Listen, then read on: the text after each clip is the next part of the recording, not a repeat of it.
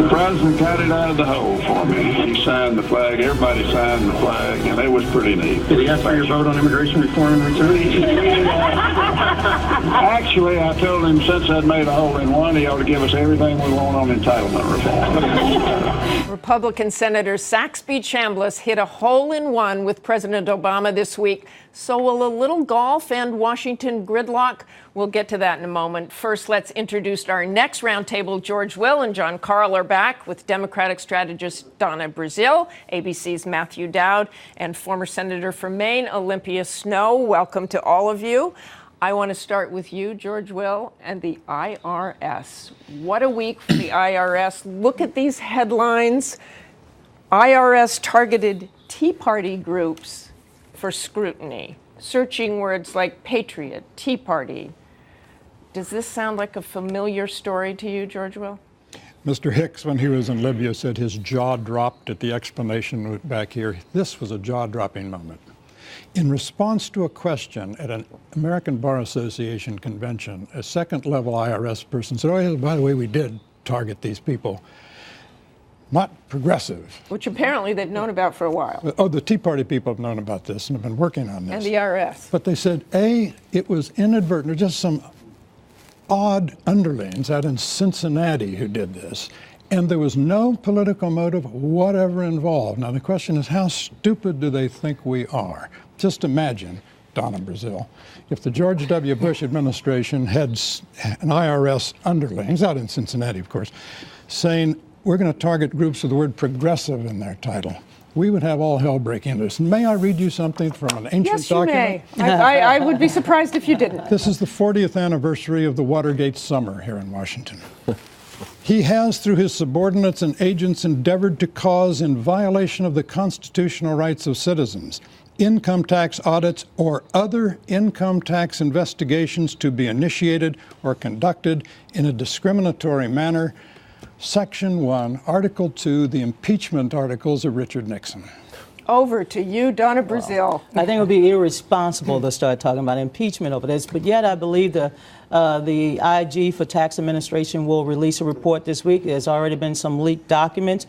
Clearly, there was some incompetence at some level of bureaucrats looking into all of these applications, coming in a rush after Citizen United to see whether or not they were legitimate organizations with the word Tea Party or Patriot in it. Yeah, they are progressive patriots as well.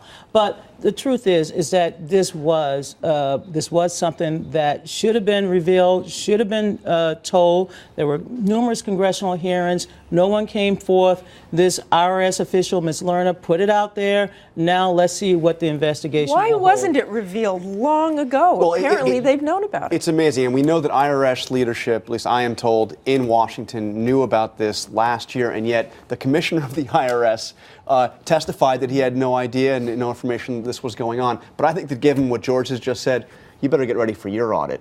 The IRS commissioner was a Republican appointed by Bush, who, his term expired in November. There's a vacancy currently at the IRS in terms of the head of the IRS. Senator Snowe, does this go away? No, it doesn't until it's resolved and get to the heart of the matter. Because, the IRS obviously has sweeping powers. And the fact that it had gone on so long, it wasn't disclosed or revealed in any way, and it actually was denied.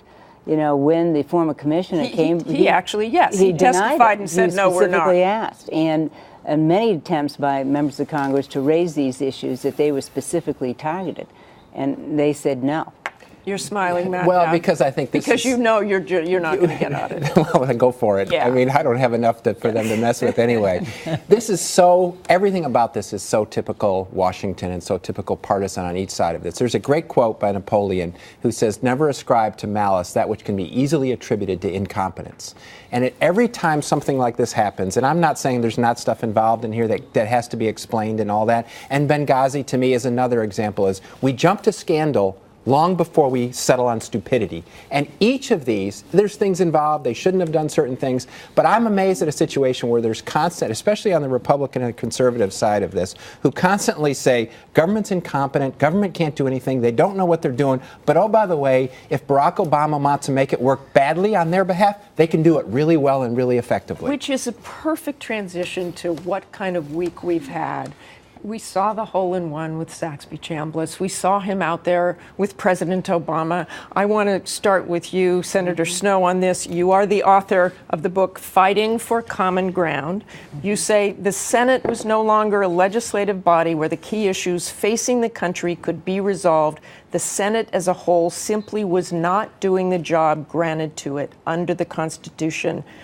First of all, it caused you to leave the Senate, and what can we do about the problems we're having now? Well, I left Does the the hole-in-one make a difference? To some it probably really does, for golfers. But I think it's important for the president to build those relationships, I should say. But I decided to take my fight outside of the Senate. I wasn't leaving the fight, but rather taking a different direction on the outside to affirm people's views. One, about the disturbing partisanship and polarization that exists in the Congress. The only way we're going to change it is placing a premium and value in bipartisanship and compelling people to come together. And that means providing a political reward. And through the Bipartisan Policy Center, where I'm a senior fellow, we're launching tomorrow a Common Ground project in conjunction with Citizens for Political Reform, so it can serve as a catalyst for real-time involvement, drawing people into the process and making and holding members of Congress accountable for reaching agreement and common ground options. Do you see that working, George Will? No, and I'm not sure I want it to work. I think Senator Snowe on that side of the table and I on this side represent a fundamental divide for 230-some years in this country. There are those. I'm not that old. Maybe combined with the whole table. Stay here a little while longer. I think Senator Snowe wishes the American people were less cynical about Washington and more trusting. With regard to our last topic of the IRS, I wish Americans were less trusting of government than they are. We wouldn't have the large, sprawling government, which by its very size guarantees the kind of gridlock that Senator Snowe dislikes. Let's take a leap forward here in our last topic here, 2016. We certainly heard about Benghazi. This weekend we had Senator Rand Paul in Iowa. We had Louisiana Governor Bobby Jindal in New Hampshire. And this we heard from Governor Chris Christie. Yes. I did this for myself, my wife, and my children. And unlike some of you, they will still pay attention to me whether I run for president or not. I'm rooting for him. You buy that one, Matt? Well, You've run presidential the timing of campaigns. this is awful curious because I don't think he gained weight after he became governor of New Jersey and then decided it's time to lose weight.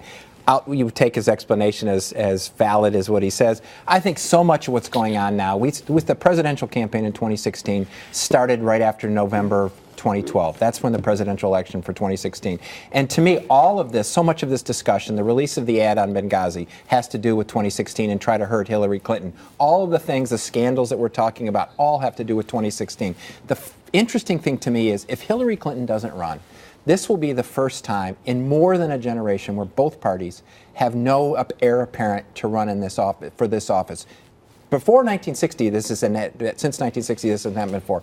That's why everything you're seeing is about 2016. I want to go back to Chris Christie for a moment. Would Americans have to have someone who wasn't overweight? You know, so much of America is overweight. More than a third of Americans consider themselves, overweight, more than a third obese.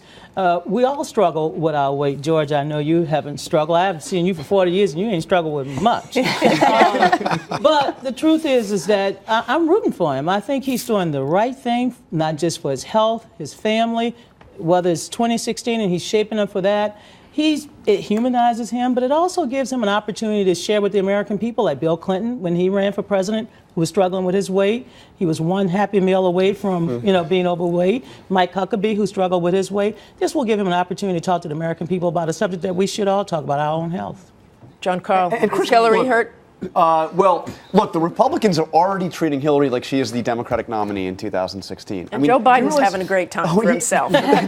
He's trying to, I'm over here, I'm Joe Biden, I'm here. But look, we've seen 2 ads last week from Republican groups, video ads attacking Hillary Clinton. These are the earliest attack ads we have seen, I think, ever in a presidential But we've said campaign. it's a long way away. Does that issue fade? Or is this going to be a central issue if Hillary Clinton? Look, the idea that we can say right now what's going to be a central issue in three and a half years, there's no way. But I do believe that we will see that clip in one form or another in political attack ads in the 2016 I just think it undermines, what it really does is undermines her, not only with the general electorate, because it's just like, here we go again. I think it actually, Democrats start to say, like, do we want to relitigate all of the stuff that we had from the 90s from her husband? Because here we go, we have another thing. The only thing I counsel is Republicans better be careful what they wish for, because every time they say, oh, Hillary Clinton's stout, Hillary Clinton's, as of right now, she's strong, but you get rid of her and Joe Biden has a hard time going anywhere, a new candidate could emerge, and that could be even harder to beat than Hillary Clinton. So be careful what you wish for.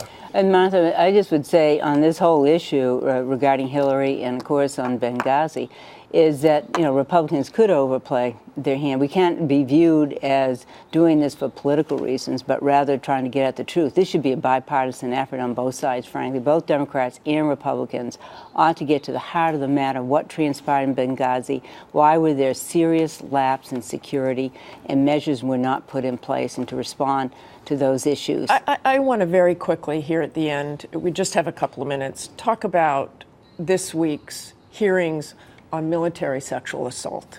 It is an unbelievable problem, and I'm just going to say right now, I've heard for 20 years officials at the Pentagon say they have zero tolerance for this, and it's worse than ever. Matt, you have a son who served. I had a son who served in the Army and who was in Iraq for almost 18 months. It's a problem, and it's a systematic problem. He talks about it. He talks about it. He talked about it. It goes on all the time. To me, on today's Mother's Day, and happy Mother's Day to you, Martha, and all the other mothers. To me, there's a quote that Dostoevsky said: "Is how we treat our prisoners is how civilized society is." To me, it's how we treat women is how civilized our society is. And when we allow this, and we allow abuse at many different levels in things, we don't report it, police don't investigate it. What we've seen that came out of Cleveland, actually, where the guy had a history of abuse that nothing was ever done about, and then look what happened. The military has not dealt with this. Just a couple of seconds here, George. That said, all of which I agree with, still, when you have a 37% increase from one year to another, something has changed also in the reporting of this, and that's part of the story. Martha, you also got to look at alcohol, I think. I think that's something else that you have to look at, and whether that is a contributing factor, and I'm sure they'll look at that as they go forward and try to finally fix this problem. Senator Snowe is sticking around to answer your questions for our Web Extra.